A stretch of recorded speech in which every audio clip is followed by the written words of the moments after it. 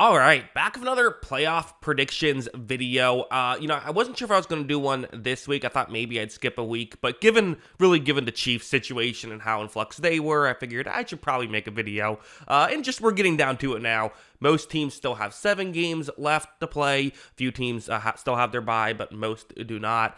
Let's get into it. So if you've never seen this before, essentially what I do is I go on one of those, I use the Pro Football Network playoff machine, and I predict every single game from here on out. And then it will, we punch those numbers in, and it'll give us the 14 teams that I would have making the postseason. Now, this doesn't necessarily mean these are the 14 teams I think will make the postseason, because, for example, if Team A is, slightly favored to win each of their next 7 games, I would have them going 7-0, but in reality, they're not actually going to go 7-0, right? So really, this is more about just looking at the pathways for each of these teams and what each team has to do if they're going to get into the postseason and if they're going to get the 1 seed. I look at both. So let's start off with the AFC. If you're a little confused, hopefully you'll get it as we go. So first things first here, you see, if the Chiefs are the big storyline, they do make it as the 7 seed, as does Jacksonville, who I did not have last week. I do have now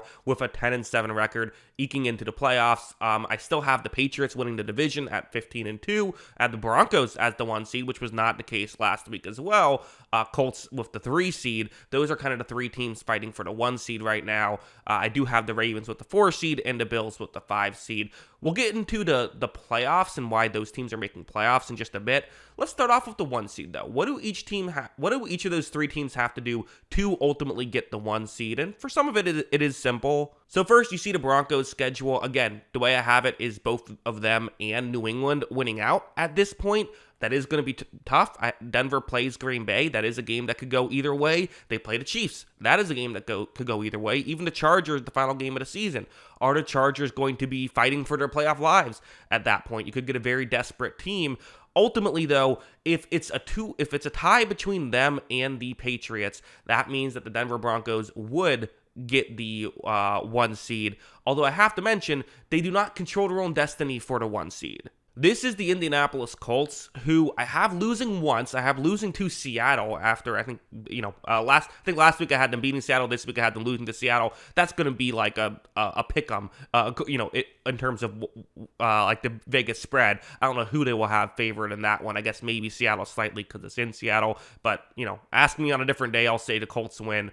Ultimately, though, Indianapolis does also have to play the Chiefs. Again, Texans, the last game of the season. 49ers, who will be fighting for the playoffs. Jaguars twice. Actually played Texans twice. So, 4 divisional matchups, that's never easy. And then the Seahawks, the Chiefs, and the 49ers, not the easiest stretch.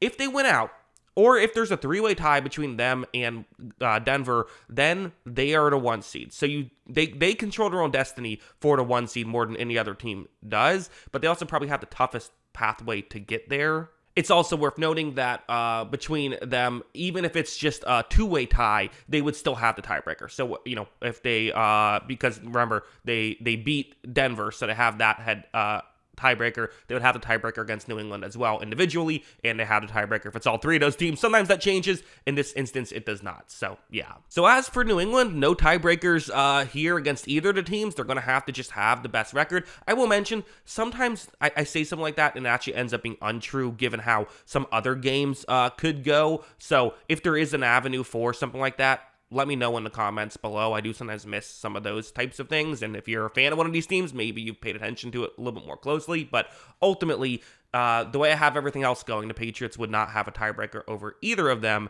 What they do have, though, is by far and away the easiest schedule. They play Buffalo. That's going to be tough, but let's just say, they beat Cincinnati, the Giants, the Jets.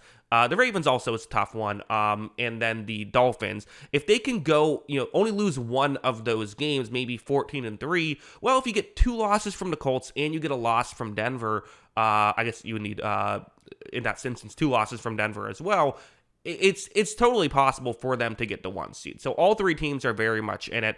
It's just going to come down to really who finishes the season better. But okay, now let's talk about the playoffs. And really, I think this is what most people are going to be interested in when they click on this video is what is the field in the AFC? Who could surpass the Kansas City Chiefs? You see a lot of teams with around 10 or 9 wins. The teams that we will be talking about that did not make the postseason, that I do not have currently in the postseason that we will still discuss, are the Chargers, the Texans, the Steelers, and the Dolphins. We're going to touch on them for just a second. So let's get into it. First, Kansas City, who again I have as the 10 seed, but they are very much hanging on by a bit of a thread right here. You see, I have them going 5-2, and that still just barely gets them in. The 2 losses being to the Colts and the Broncos. Now, that being said, they are favored against the Colts this week in Arrowhead, so you win that game, it gives you a little bit of a margin for error. As of right now, I have them at 5-2,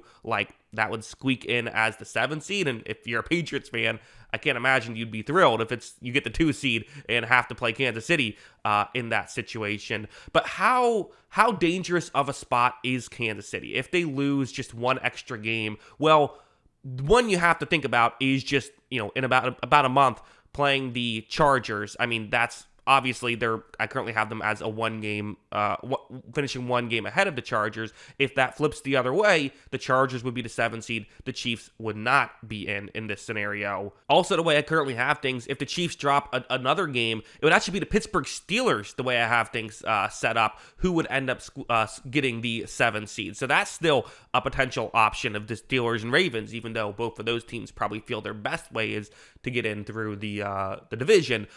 So for the Chiefs, 5-2 is the absolute minimum. So let's assume they go 5-2. Well, then what do the other teams have to do to surpass them? So first, Jacksonville, I actually have with more margin for error right now. I have them with 10-7. Worth noting, they are the 6th seed, right? So these are the 2 teams. We're first going over the teams that are in, what they have to do to make sure they stay in, and then what the other teams have to do to try and jump them. I have them getting swept by the Colts and also losing to the Broncos. Then the Titans, Jets, Titans again, and Cardinals. Quite frankly, that feels like that's how that should go. They should at least be getting 10 wins in this scenario. That gets them the 6th seed, and they have the tiebreaker over Kansas City. So even if one team goes on a run and jumps both of those 2 teams, you're okay. You're still in this position. Although, again, if Jacksonville drops a game maybe that they shouldn't, let's say they lose one of the Titans games because divisional matchups can be weird, that would once again have the Pittsburgh Steelers, the way I have things set up, getting in as the 7 seed. The Jaguars fall out. So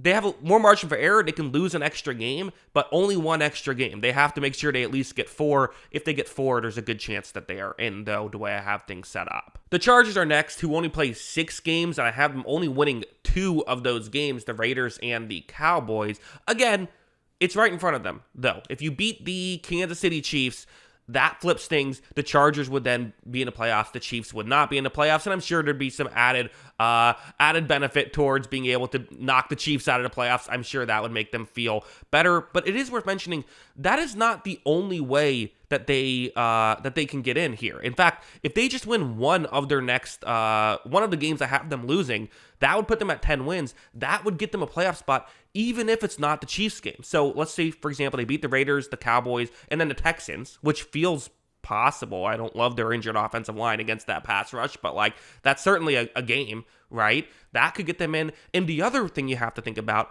is if the Chargers beat the Raiders and beat the Cowboys, well, if the Denver Broncos, that last game of the season, already have their playoff position locked up, well, they'll probably rest their starters, meaning that you could win that game. So that's 3 wins. That would be enough. Again, if Kansas City only loses once instead of twice, well, then you have to find 2 more wins, and maybe you just have to beat the Chiefs in order to make that work. But yeah, it is very possible. Again, the Chiefs situation is they might need to only lose 1, and I have them losing 2, so they're in a bit of a bind right there in the AFC. We also got to talk about the Houston Texans, who have fought their way to get back into the mix right here at 5-5. I do have them losing 4 games though. I have them going 3-4 down the stretch. Their wins being the Cardinals, the Raiders, and the Chargers, which again is no guaranteed victory. Although these losses aren't guaranteed either. Buffalo has been up and down this season, although coming off a big win. The Colts twice. Can you get a split there? The Chiefs, which That's a big one, right? Because they're currently 2 back of Kansas City at the 7 seed. If they win, that would create a tie. But once again, the Pittsburgh Steelers at 9-8 would get in, but maybe you get an extra Steelers loss. That could be enough. I think ideally, though, for the Texans, you're probably looking at this as though you're going to need 2 wins that I don't have you with. So probably splitting the Colts, beating the Chiefs would probably be the 2 wins. It doesn't have to be the Chiefs in this scenario. It could just be anybody. Maybe you beat the Colts the first time, and then the Colts rest their starters the final game of the season. You're able to beat them, flip those 2 games, and as long as you beat the Chargers as well, that would be enough. So they are certainly still in it, but they're going to have to in these next 3 games. Like going 0-3, that feels like a bit of a death sentence. They're going to need a ton of help if they do go 0-3. They have to at least get one of those. If they do get one of those, though, it is possible, but they would have to probably win out the final 4. So that's kind of where they're at right now. And finally, let's just touch on the Miami Dolphins real quick, who I do think we have to touch on right here. A team that, currently sitting at 4-7, but you look at the remaining schedule, you play the Saints, the Dolphins, and the Bengals as 3 of the final 4, although with the Buccaneers and Patriots ending the season, it seems tough that even with even with the kind of easier schedule, they are, in a very difficult spot right here. They are a team that could potentially stay in it for a bit. I think the argument for them is, well, if they can, if they can beat the first 4 games, maybe Tampa Bay and New England both have already had their playoff spot locked up, aren't fully competing. It's a lot, but maybe if you can go 6-0, although the way I currently have it set up, even 6-0 wouldn't be enough. They would need an extra Jaguars or Chiefs loss in there to end up squeaking into the playoffs. So probably not going to happen, but figured I'd touch on it. There is one team that I have brought up a lot, and that is the Steelers. Let's talk about the AFC North, the Steelers and the Ravens. So first, Pittsburgh, who again, you keep hearing me say, they have a lot of these playoff tiebreakers, which is something that is certainly helpful, could end up being a big deal. Although again, you view these teams as 2 teams that probably their easiest pathway is a division spot, as currently I have both of those 2 teams finishing 9-8, whereas the wild card spot is, I have finishing with 10 wins. However, it is worth mentioning, if the Steelers get the 10 wins, they don't need a divisional win to get there. So if they get to 10 wins and the Ravens also both get to 10 wins, then both teams would make it. The Ravens would, the way I have it set up, because I have the Ravens winning more divisional games, would win the division in a tie scenario, but the Steelers have the tiebreakers in the wild card spot, would get the 6th seed with 10 wins most likely. Of course, the challenge and what you see on the screen is they just, I had them losing 4 out of their next 5 games due to where they're at. The Bears, who have been winning games, and Mason Rudolph time now, that's not ideal. Then the Bills, the Ravens, I have them splitting with the Ravens. So have the Ravens winning in Baltimore, the Pittsburgh Steelers winning in Pittsburgh. And then you have the Lions on the schedule as well. Dolphins and Browns, you expect 2 wins there. Although, I talked about the Dolphins, I guess it's still possible. But I think for the Pittsburgh Steelers, if you can just flip one of those, if you can split against the Ravens and just flip one of the Bears, Bills, Lions game, that's it. You're almost certainly going to be in. It is possible that if the Ravens also get the 10 wins and then the maybe the Chiefs and Jaguars both overperform, you could be out, but 10 wins I think will get them in. And so that has to be the schedule, but I have them only getting 9 right now, which would have them on the outside sitting in. So again, it's right in front of you if you're a Steelers fan, but still work that needs to be done. As for Baltimore, I also have them in a weird situation. So they also end up 9-8. They also end up as the as a team that just barely makes the playoffs with the 4 seed, although worst record out of any of the 14 I have making it, including the NFC. But you see, I have them winning the next 4: Jets, Bengals twice, and then the Steelers. They split against the Steelers. I have them losing to the Patriots and Packers. That would still get them in, though. Again, for them, it feels like the good thing about the Ravens is they have not yet lost a divisional game. And the Steelers lost the divisional matchup against the Bengals. And that's a big deal. That is the tiebreaker, although it's also worth mentioning, even if, I did the math, and even if the Ravens, let's say they actually beat the Packers but lose one of the Bengals games, that would still be okay. They would still have the tiebreaker in that scenario. So it'd take a little bit more. But if they lose both games to the Bengals and then split against the Steelers and then beat both the Patriots and Packers, well, that would give the tiebreaker to the Steelers. But really, they have a floor. They'll almost certainly have the tiebreaker. You got to just make sure that you split against the Steelers and then are able to have, win one extra game down the stretch, which feels very possible, or win 2 extra games and then you don't even have to split against the Steelers to win the division. So yeah, that's where they're at. Again, both can do it, but still have some work to be done. Biggest way for them to miss is they lose to the Patriots and the Packers and then get swept by the Steelers. Heading over to the NFC now, so you see where I have things there. There are really 3 teams. Last week I got too crazy with the teams that could make the 1 seed. We're only going to talk about the Eagles, Rams, and Seahawks pathways at this point. Those feel like the 3 teams that are in it at this point, although technically like Tampa Bay or Green Bay could find a way in, but really it's going to be those teams. So we'll discuss that real quick, and then we'll get into, the teams still fighting for playoff spots. There are a couple teams on the outside looking in, including the Bears, who currently lead their division. I have missing the playoffs, so we'll talk about that in just a second. First, let's talk about the 1 seed. Again, for the Eagles, I have them favored in every single game. Are they going to win every single game? It's going to be tough. The biggest thing they have, though, is the tiebreaker over the Rams, who both of those teams are projected, winning every single game. If the Eagles drop one and the Rams do win every single game, then the Rams would get it. For the Eagles, as long as you just match the Rams, there is, and don't lose too many that someone else is able to overtake both of you, they should be fine. Cowboys, never easy to win divisional matchups. The Bears are a playoff team as it stands right now. The Chargers, Raiders used to win, Commanders used to win, then the Bills, and then the Commanders again. So, there are some losable games here.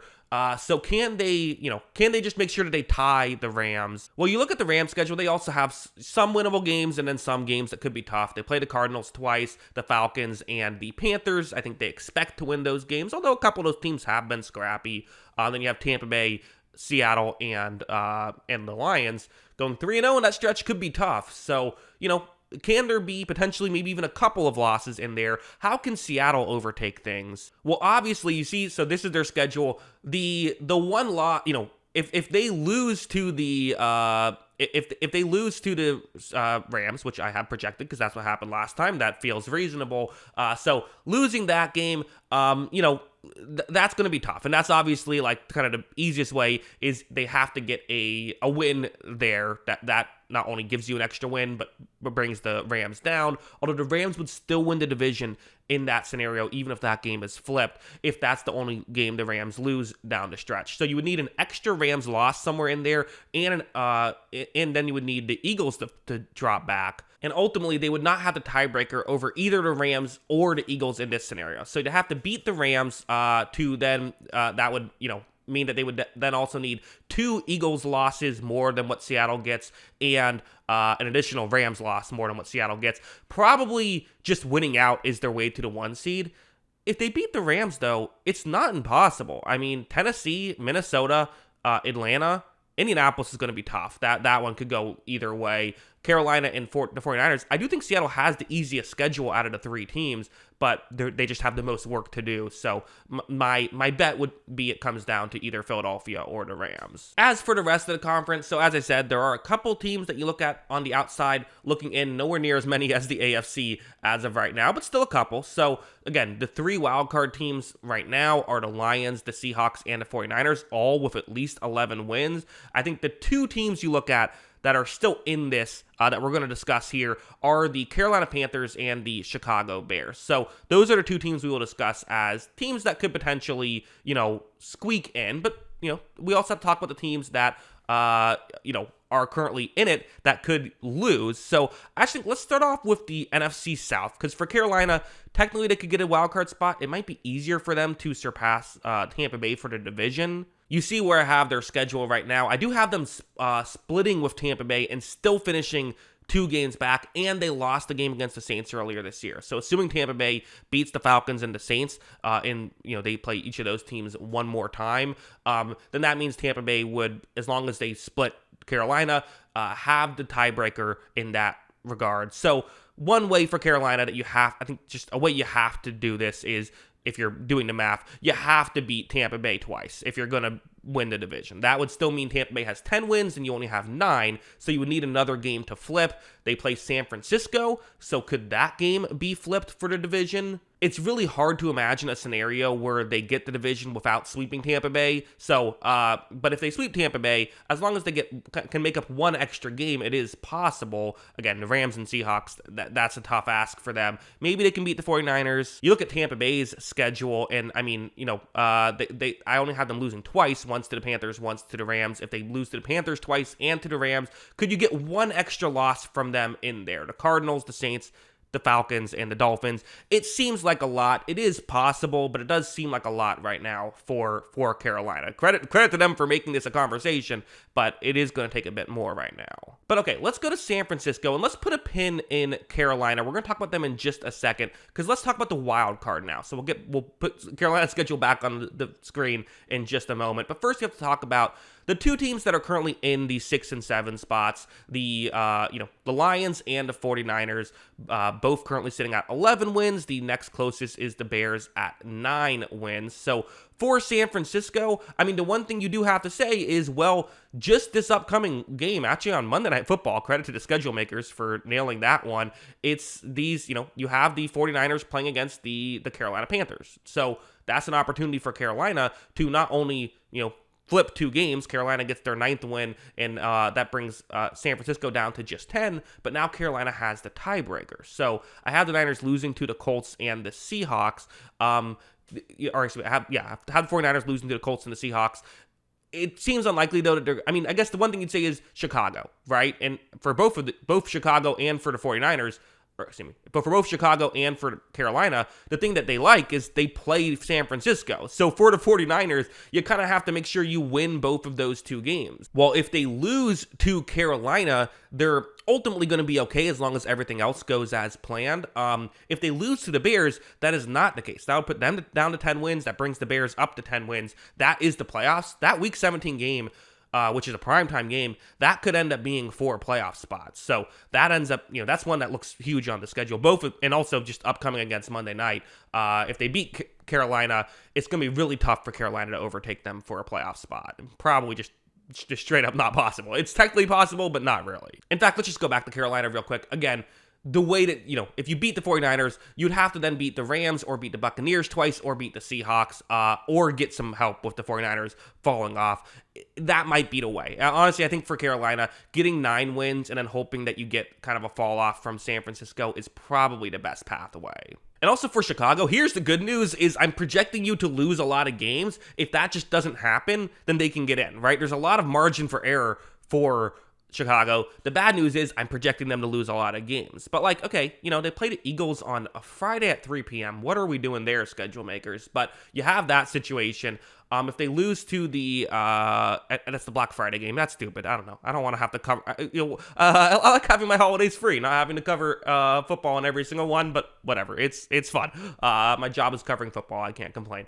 But, anyway, they lose to the Packers twice. If they can win one of those games, that puts them at 10 wins. Although, again, they would still need to flip the 49ers game. That just feels like that's the game. Or I guess the one thing you look at as well is, can they surpass the Detroit Lions? They play the Lions on the final game of the season. Now, again, the way that it currently is, the way that I currently have it unfolding, even if they flip that game, it doesn't change anything. That puts them to 10 wins, puts the Lions down to 10 wins, but the Lions would have the tiebreaker. The Lions would still make it. However, if you can split against the Packers and then beat the Lions, well, that would surpass Detroit. Or can you get some help? Heading over here for the Lions, you do again think that the probably the biggest pathway for them missing the playoffs would be Chicago overtaking them. But schedule is not too difficult. You play the Giants, the Cowboys, the Steelers, and the Vikings. I have them projected to win all of those games. The losses are the Packers and the Rams, which the Packers still feels winnable. Although, if they just drop one extra game that they shouldn't, again, that game against Chicago now would be for a playoff spot if everything else holds. So it's not totally comfortable. It's a bit comfortable, but it's not totally comfortable here for the Detroit Lions. So yeah, ended up being a ton to talk about with so many teams still fighting for a playoff spot. It really does feel like there are, 9 teams in the NFC that still feel in it. And then in the AFC, I guess there would be, honestly, I legitimately, I think that there's like 10 teams in the AFC that are still in it. I wouldn't put Miami there, even though I talked about them, but out of teams that are currently not in the playoffs, that currently I do not have projected for a playoff spot. I think the Chargers, the Texans, and the Steelers all could easily find themselves in it. So interesting stuff here down the stretch. We'll see how it all goes. And all the 1 seeds are up in the air too. So, and up in the air between 3 different teams, which is interesting. So yeah, crazy stuff. But those are my thoughts on all of this. What are yours? Let me know in the comments below. Always love hearing from you. And of course, as always, thanks for watching.